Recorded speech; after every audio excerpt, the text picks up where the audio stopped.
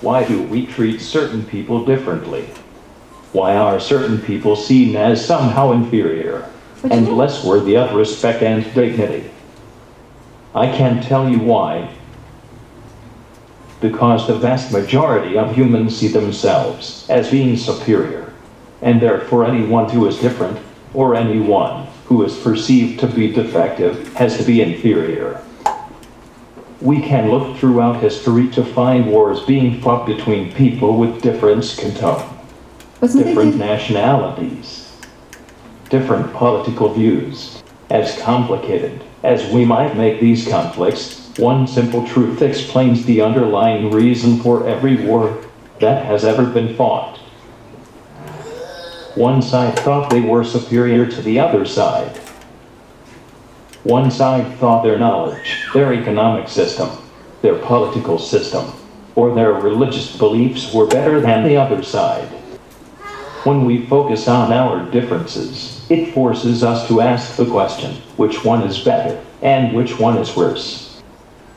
Which one is worthy, and which one is unworthy? Which one is right, and which one is wrong? And answering those questions inevitably causes strife, turmoil, and war. That's our history as a species. That's our past. I'm here today, in a very small way, to change our future. But you might ask, why am I talking about war at a conference for children with disabilities? Because people with disabilities are seen as inferior, no matter how old they are. Ladies and gentlemen, I'm here to change that. That reason, above all others, is why I flew 5,000 miles to be here. Look at this child. His right hand is bent forward. His left arm is overextended. His eyes are crossed. He is not sitting up straight, even at 9 months old. This little guy has cerebral palsy, the same disability I have. He was born feet first. The cord was wrapped around his neck, cutting off all oxygen. This baby was born dead. 3 days later, he had a brain hemorrhage and died again. His mother was told when she took him home that he will be dead by the time he is 5 years old. He won't ever talk. He won't ever go to school. He won't ever have a life. We automatically want to feel sorry for him. We automatically want to pick him. We automatically wish he was normal. Why? We automatically see infirmity. We automatically see weakness.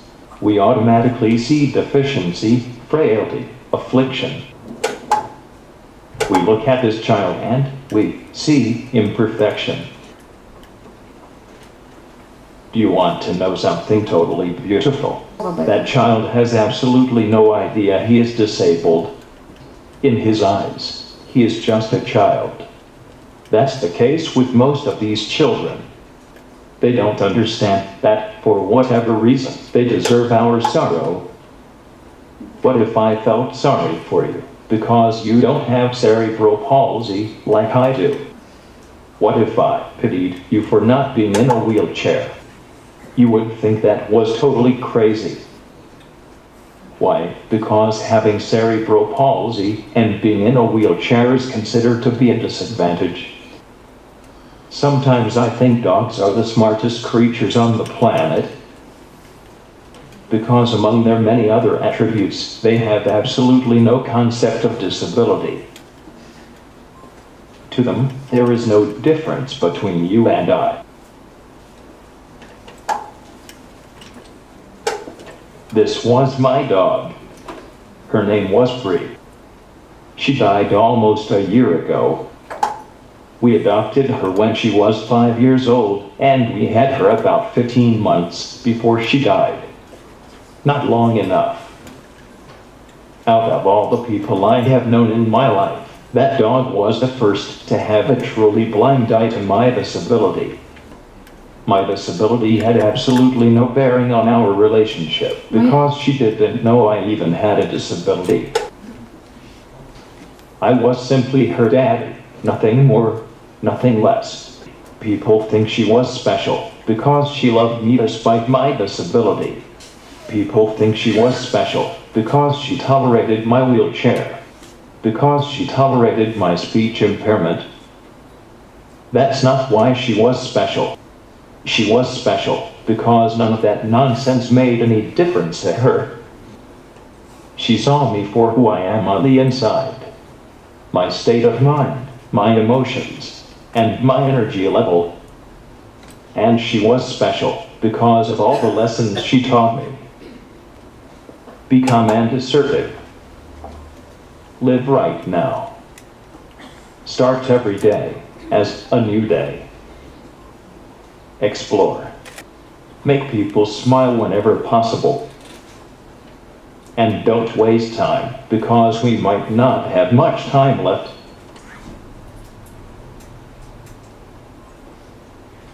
This is Hannah, my new puppy. We rescued her from the local animal shelter. She's about 5 months old. She's my sweetheart. She is teaching me to have a lot of patience. Like many dogs from animal shelters, she is afraid of new people. So I have to expose her to as many new people as possible to help her overcome her fear. That forces me to approach that I normally would never approach. That not only helps Hannah, but it also helps me because you never know who you might meet. Dogs have taught me that pity is useless. So I will tell you right now, I don't feel sorry for these children. Am I heartless? Do I not understand what these children are going through? No, I understand more than most people what these children are going through. I went through some of the same challenges when I was a child. We will explore that in the next session.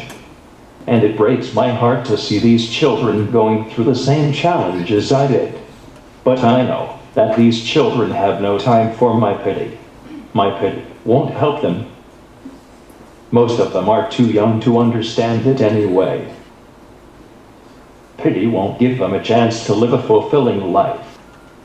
Pity will not change their futures. We cannot truly help someone until we stop feeling sorry for them. Let me say that again. We cannot truly help someone until we stop feeling sorry for them. Now we have all felt sorry for someone instead of helping them. But one of the most enduring characteristics of young children, as well as dogs, neither of them hold grudges.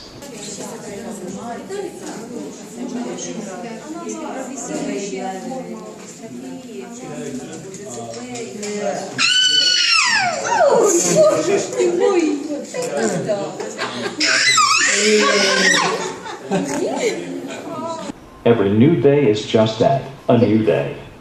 A fresh start. Another chance to get it right. Yesterday is gone and can never be changed. We can change today, tomorrow, and the rest of our futures. We can look at this child and say he is different from most of us. And indeed that is true. But he is far more like us than he is different. He has the same basic needs that we all have. Unfortunately, his needs weren't met. Now maybe it had something to do with people feeling sorry for him instead of taking action to help him. Maybe not. But I know for certain that it was because people focused on his differences rather than his similarities. It's a very simple switch in our minds. From being focused on our differences to focusing on our similarities. And that, my friends, is how we change our future for us and for all of these children. It is only fitting that a child, who we would consider weak, frail, helpless, and insignificant, would be the one person who is strong enough and brave enough to teach us how to change our future. This child was supposed to be fed by the age of 5. This child is me. I want to welcome you to the 3rd Annual International Conference for Children with Disabilities. Thank you. Спасибо.